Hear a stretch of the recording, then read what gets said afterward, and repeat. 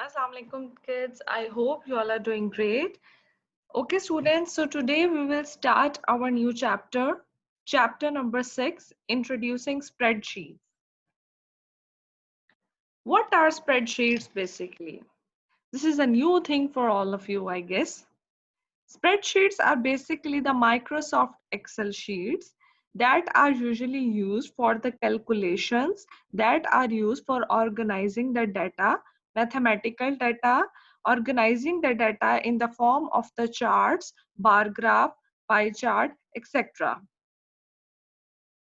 Today's lesson is very important as I will show you practically how can we work on the spreadsheets. Let's read it out from our book. Spreadsheet applications are computer programs that enable us to create and work with electronic spreadsheet. I am talking continuously about spreadsheet. Let's see what are spreadsheets exactly. This is my desktop and I can find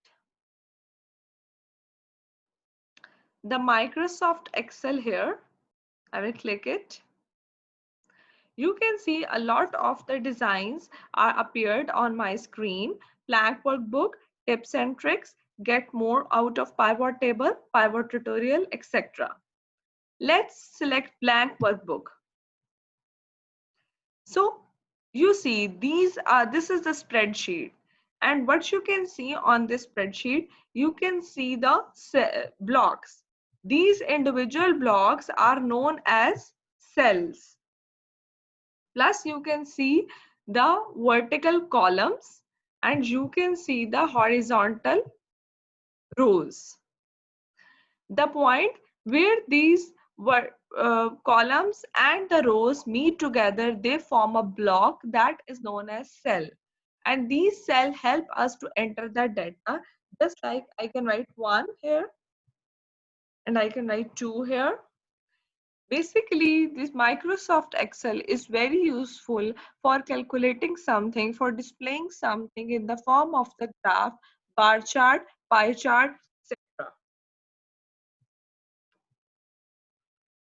Spreadsheets application allow us to analyze and organize data into tables. Obviously, if I am want to analyze that how much students have got the full marks in the computers, so obviously I will put all marks of all the students in that spreadsheet and then I will analyze them with the help of the bar graph. Whose graph will be at top? Obviously that student have gained the highest marks. Plus you can also make the different graphs to show that, for example, if there is a student named Ali in our class, if we had gained the 20% marks in first term, 40% marks in second term, 30% marks in third term, so you can make the graph to show his progress. I will make graphs too. The tables are made up of rows and columns I have shown you. We use spreadsheets to organize the data, make simple and complex calculations, and then present the data in the bar graph and pie charts. First of all, we will enter the data in the spreadsheet, then we will apply the formula, and then the answer we have got, we can display all those answers in the form of the bar graphs and the pie charts. Microsoft Excel and the numbers are spreadsheet programs that are widely used.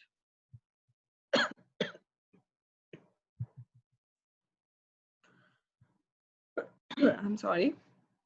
The table below tells us how much my mother spent on fruit from January to June. Calculate how much she spent each month. You can see this table on your book. These are the months: January, February, March, April, May, June. And in January, she spent 300 rupees on apple, 100 rupees on banana. So what will be your total? 400, obviously by adding them. In February, she spent 350 on apples, 200 on bananas. Let's see, I will do it for you.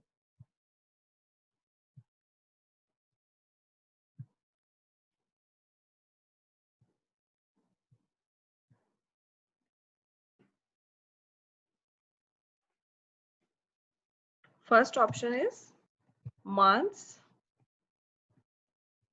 Next heading apples spent on bananas. And then last table, what we have? Total. Our months are January, February. You can see इस पर data बनाना कितना आसान है. It looks very neat. March, April, May, June. In January, she spent 300 rupees on apples and 100 rupees in bananas. In February, she spent 350 rupees in apples and 200 rupees in bananas. In March, she spent 440 rupees on apples and 250 rupees on bananas. In April, she spent 200 rupees on apples and 400 rupees on bananas. In May, she spent 100 on apples and 220 bananas. June may be 250 on apples and 310 on bananas. So how can we do total? So we can do total by clicking apples and bananas to January, and then you will click the option auto sum. This is the auto sum option. I hope you can all see on the screen. Auto sum को आप click करेंगे this. Then you will do this. Again March को click किया auto sum. Again April auto sum. May auto sum. June auto sum. Now you can see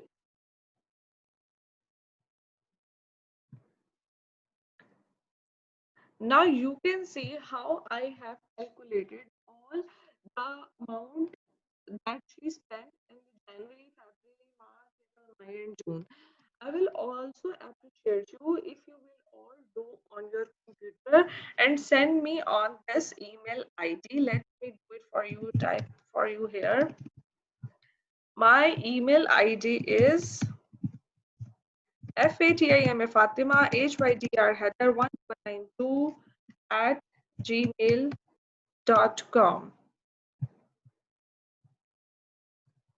Okay, so this is my email ID. Let's move forward to the next page, number 45. The area where we enter the data is called worksheet.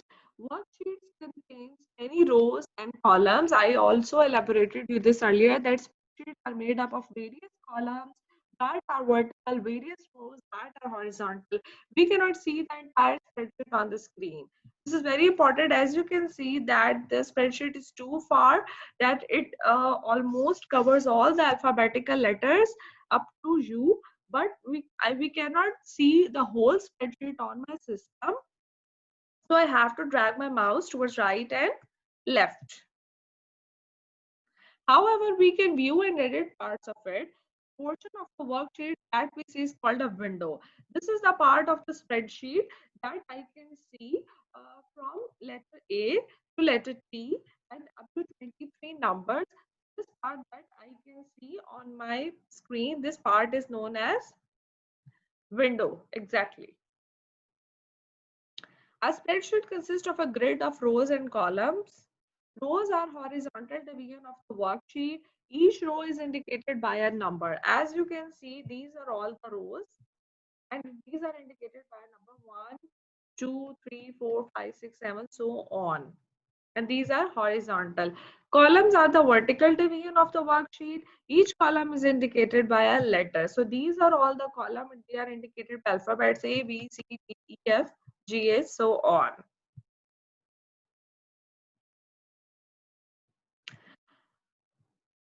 You will be doing these fill in the blanks on your copy, on your book, sorry. Number of objects arranged in a straight line is called a row. I told you that a row is a straight line, a horizontal line. Group of items written under one, under the other is called a column. A pattern of lines that cross each other to form a square on a piece of paper is called a grid. That's all for today's lesson. And I know there are a lot of conceptual things in your today's lesson. So I hope that you have got all the concepts. I will be sharing the classwork right after this video. If you have any query regarding this video, please feel free to ask me in the inbox. Thank you, everyone.